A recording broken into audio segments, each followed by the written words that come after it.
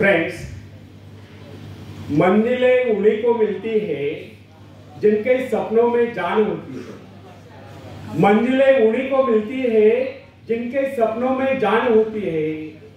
पंख होने से कुछ नहीं होता यारो, हौसलों से उड़ान होती है, हौसलों से उड़ान होती है। धन्यवाद।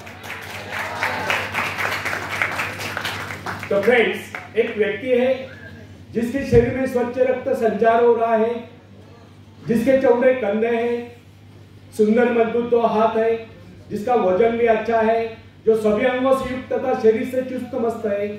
ऐसा व्यक्ति अगर दूसरों से सहायता मांगता है तो आप उसे क्या कहेंगे, उसके बारे में क्या सोचेंगे? अवश्य वह सर्वांग संपन्न होकर भी अपंग कहलाएगा। आप ऐसे अपंग मत बनिए, आप सामर्थ्यवान बनकर दिखाइए। आप ऐसे बनकर दिखाइए कि लोग आपसे सहायता पाने की चेष्टा करें। क्या आपको पता है कि आप जिन लोगों को जानते हैं उनमें बहुत से ऐसे हैं जिन्हें किसी दूसरों से सहायता की प्रतीक्षा है। सही बात तो यह है कि उनमें से बहुत से लोगों को इस बात का भी पता नहीं कि उन्हें जो सहायता चाहिए वो कहां से मिलने वाली। फिर भी वे इंतजार करते और सोचते रहते कि बस अब उनका काम बनने वाला है, उन्नति के द्वार खुलने वाले हैं, कोई उनकी मदद के लिए आएगा और उनके सारे कष्ट दूर हो जाएंगे। क्या ऐसा संभव है? वास्तव में कोई किसी की सहायता करता है? ऐसे सोचने वालों ने अपने गिरेबान में जाकर देखना चाहिए, क्या उन्होंने किसी दूसरों की कितनी सहायता की, उन्होंने आज तक किसकी कितनी मदद की है? क्या कोई ऐसा व्यक्ति है जो कहे कि उन्होंने उसे सहायता की थी इसलिए वो आज उन्नति की चोटी पर? फ्रेंड्स, यदि आपने या उन्होंने किसी दूसरों की सहायता नहीं की तो फिर किसी दूसरों से सहायता की प्रतीक्षा क्यों? ऐसे लोग केवल अपने भूल के कारण ही आगे बढ़ने से रह जाते हैं। हर इंसान को चाहिए कि वह केवल अपने सहारे आगे बढ़े, लौटने के रास्ते से मुंह फेर कर बिना किसी के सहारे आगे बढ़ता चाहिए। आत्मनिर्भरता से ही तो मनुष्य की शक्तियां विराट रूप धारण करके प्रकट होती है। आत्मविश्वास ही सफलता की नींव है। इसी आत्मविश्वास के सहारे हम दूसरों की सहायता करने में सफल हो सकते हैं। फ्रेंड्स, एक बहुत बड़े प्रबंधक का, एडमिनिस्ट्रेटर का कहना है, मैं अपने बेटे को ऐसी कंपनी में नियुक्त करना चाहता हूं जहां उसे कठिनाइयों का सामना करना पड़े, क्योंकि इससे उसकी सहन शक्ति और कुशलता विकसित होगी। यदि मैं उसे अपने कंपनी में रखूंगा तो वो मेरे भरोसे बैठा रहेगा, हर निर्णय के लिए वो मेरा मुंह ताकता रहेगा, उसमें ठहरे हुए पानी की तरह सड़ान उत्पन्न होगी।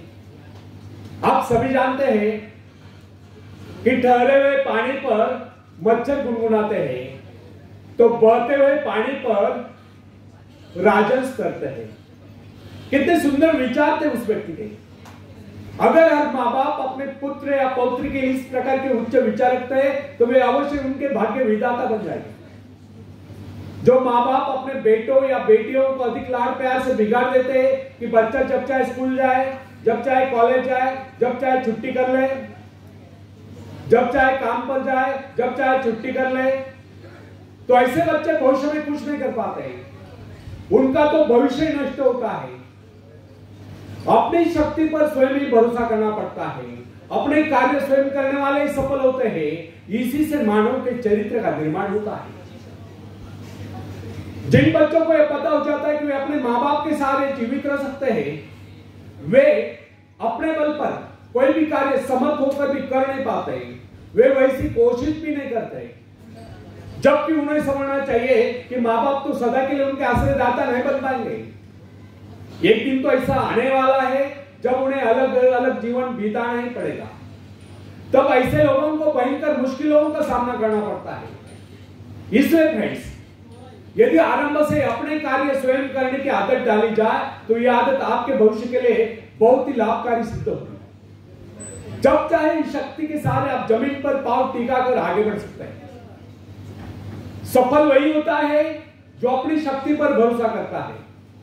अपने काम स्वयं करने वाले सफल होते हैं। दूसरों के सहारे आगे बढ़ने वाले अक्सर भंवर में फंस जाया करते हैं। Friends, attention please.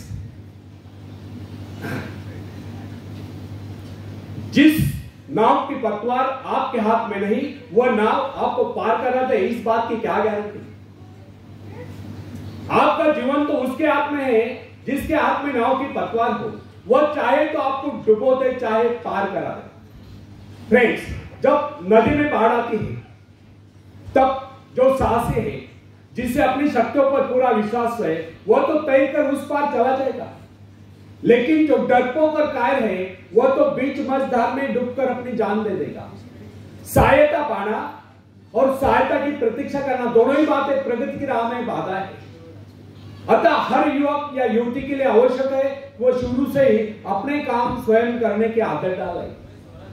अपने माँ बाप आदि लोगों की शक्ति से विश्वास हटाकर केवल अपने शक्ति के बल पर आगे बढ़ने की कोशिश करें।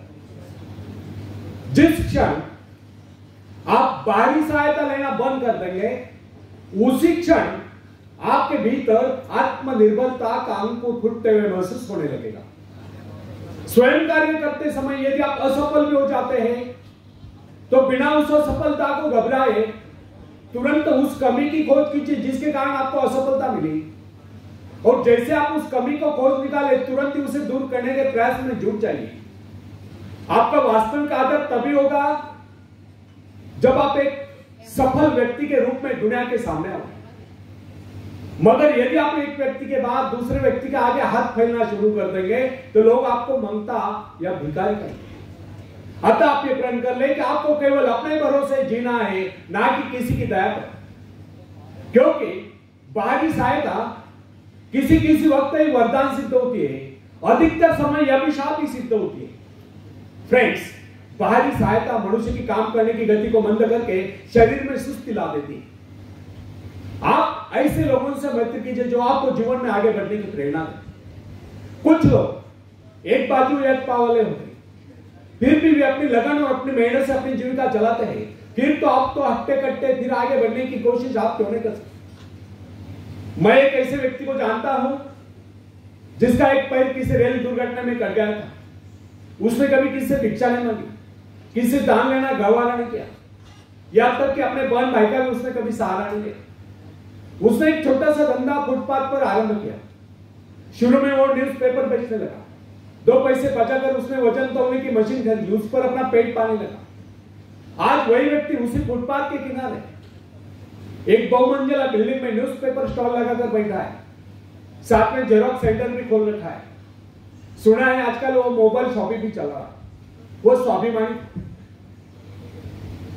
किसी से मदद लेना वो अपना अपमान समझता था। आज वही व्यक्ति उन लोगों को जिनके हाथ पैर सलामत है, ऐसे परिवारजनों को खिलाता पिलाता है, उनकी हर प्रकार की सहायता और मदद करता है, तो इसमें किसी को हैरत नहीं। आज वो दूसरों की सहायता करने को हो चुका है। वो उन लोगों के लिए प्रेरणा स्थान है जो सर्वांग संपन्न होकर भी दूसरों से सहायता पाने की आशा रखते हैं। फ्रेंड्स, मैं केवल उस विकलांग की बात नहीं करता जिसे मैं जानता हूं। इस संसार में ऐसे बहुत से विकलांग लोग हैं जो अपने हिम्मत से खुद भी खा रहे और अपने परिवार को भी पाल रहे। ऐसे स्वाभिमानी, मेहनती, आत्मविश्वासी और साहसी लोगों को अपनी जीविका चलाते देखकर हमें स्वयं के विषय में सोचना चाहिए कि क्या हम पूर्णतः स्वस्थ है, साथ ही सभी अंगों से युक्त तथा शरीर से चुस्त मस्त होकर भी क्या हम अपने आप को समर्थ समझने का अधिकार रखते हैं? यदि हाँ, तो फिर किसी दूसरों से सहायता की प्रतीक्षा क्यों? कोई भी स्वस्थ तथा सर्वांग संपन्न व्यक्ति तब तक अपने आप को समर्थ समझने का अधिकार नहीं रख सकता जब तक वह समझता है वह किसी के अधीन है। वास्तविक स्वतंत्रता एक ऐसा उपाय है जिससे मनुष्य की शक्ति दोगुनी जाती है। इस प्रकार की भावना अन्य किसी प्रकार से प्राप्त नहीं होती। जब कोई युवक या युवती अपनी हिम्मत के सहारे किसी व्यापार में उतरता है तो उसके मन में एक श्रेष्ठ भावना अवश्य उत्पन्न होती है। यही भावना उसे प्रसन्नता प्रदान करती है। इससे पहले किसी के अधीन न कर, चाहे वो कितना ही बड़ा कारोबार क्यों न कर चुका हो, परंतु उसे अपने आत्मविश्वास के सहारे साहस के साथ काम करने में एक नए आनंद का एहसास होता है।